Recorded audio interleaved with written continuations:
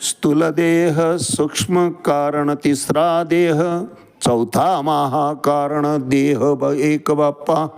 औटपिठाचे दरी कर्पूर वर्णावरी, शोभाचे अंतरी महाकारण. महाकारणे आतुला लक्षाचा पुतळा, उन्मनो हे कळ देवीवरी. माऊली ज्ञानेश्वर महाराज की जय. एक तरी ओवी अनुभवावे या ज्ञानयज्ञात आपण श्रीमद भगवद्गीता अध्याय 8 श्लोक क्रमांक 4 आणि माऊलींनी या श्लोकावर ज्ञानेश्वरी 8व्या अध्यायामध्ये 41 क्रमांकाच्या ओवीनं केलेलं भाष्य याचं आज आपण चिंतन करणार आहोत. अधिभूतं क्षरो भाव पुरुषश्चादिदैवतम, अधियज्ञोहमेवात्र देहे देह भृतांवर. अर्थात जीव शिव मुळाने ही दोन नाहीतच.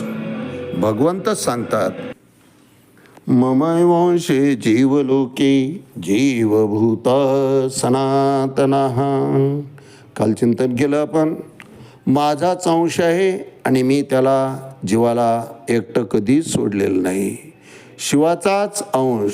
आणि भगवंतांनी सांगितलं आहे ते बद्ध जीवनामुळे फक्त तो स्वतःला वेगळं समजतो. आधी मुक्तच, जीवाचं मूळ स्वरूप हे मुक्ताचंच आहे, परंतु मायेमुळे बद्ध होतो. मुक्त होता परी बळे झाला बद्ध.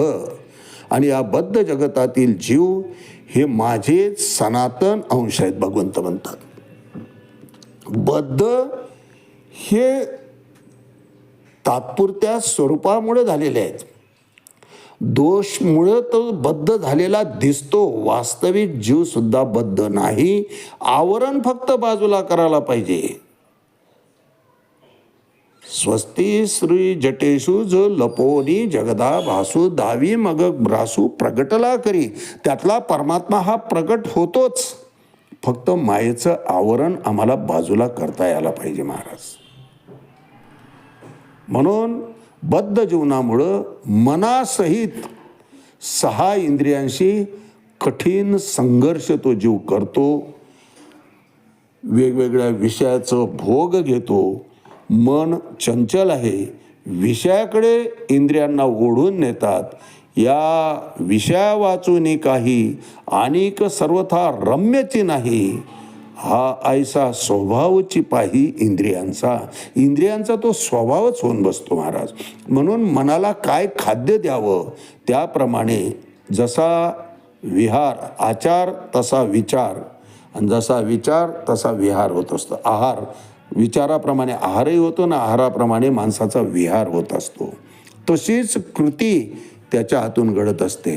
म्हणून भगवंत जीवाच्या स्वरूपाविषयी स्पष्ट सांगतात की जीव हे माझे अंश असले तरी मायेमुळे ते बद्ध होतात.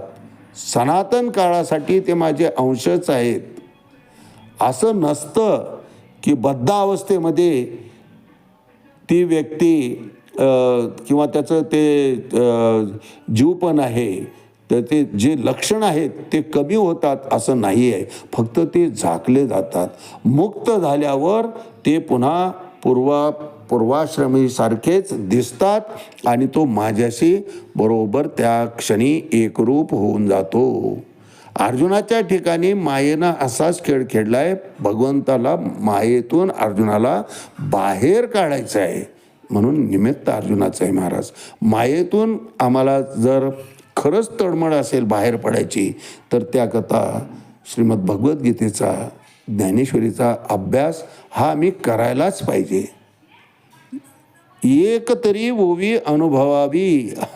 एक ओवी जरी जीवनामध्ये उतरवली महाराज, उद्धार झाल्याशिवाय राहत नाही. यावर भाष्य करताना माऊली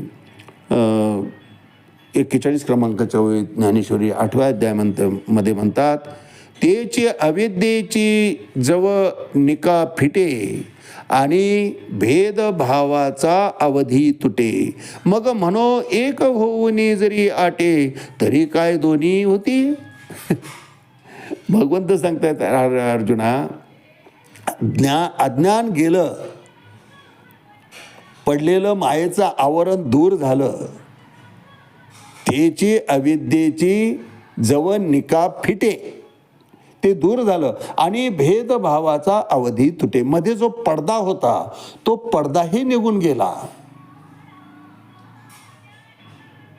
मग मनो एक होऊन जरी आटे, तरी काय ते दोन होती आणि मग ते दोन्ही एक झाले असं आपण म्हणू गेलो तर वास्तविक पाहता ते का दोन होते का? नाही, दोन नव्हतेच.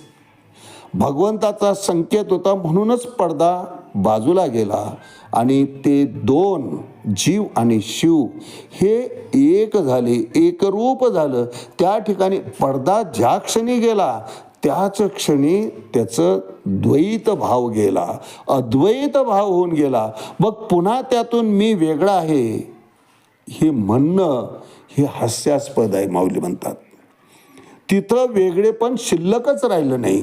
अर्थात ते दोन्ही एक झाले हे म्हणणं सुद्धा चुकीचं आहे, कारण ते पूर्वी एकच होते. म्हणूनच आतला पडदा, अज्ञानाचा पडदा हा हटला आणि दोन्ही एकरूप झाले.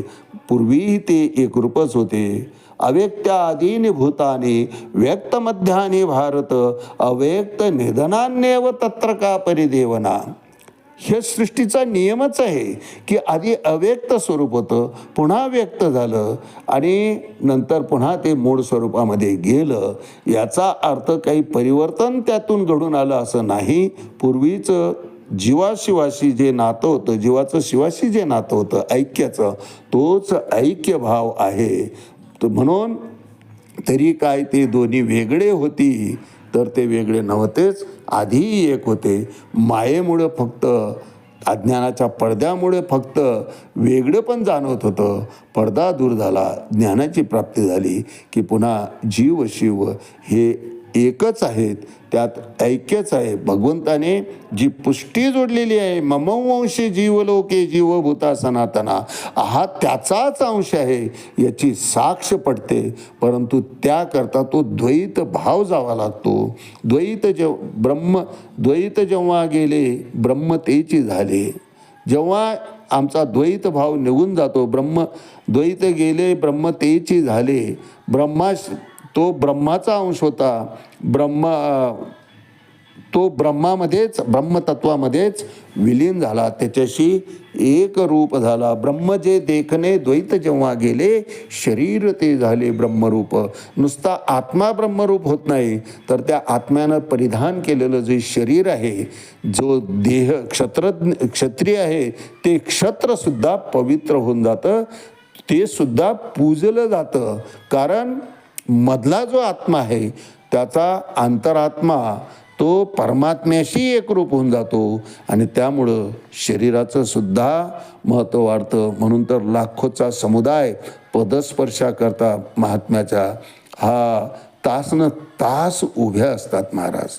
त्याचं कारणच आहे की त्यातला अंश जीव जो होता तो आत्मा त्या परमात्म्याशी एकरूप, खऱ्या अर्थाने एकरूप होऊन गेला आणि म्हणून जड असलेला देह त्या चैतन्याच्या सान्निध्यामुळं तो सुद्धा पावन होऊन गेला, पूजनीय होऊन गेला. असं चित्र आपण बऱ्याच ठिकाणी पाहतो. म्हणून माऊली म्हणतात की तेची अवेद्येची जवनिका फिटे आणि भेदभावाची अवधी तुटे. मग म्हणो एक होऊनी जरी आटे, तरी काय दोन होती आज. याच ठिकाणी थांबूया. रामकृष्ण हरी. पुंडलिक वरदा हरी विठ्ठल.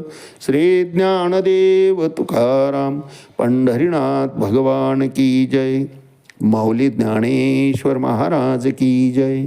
जगद्गुरु तुकाराम महाराज की जय. शांती ब्रह्म एकनाथ महाराज की जय. आदि शक्ती मुक्ताबाई की जय.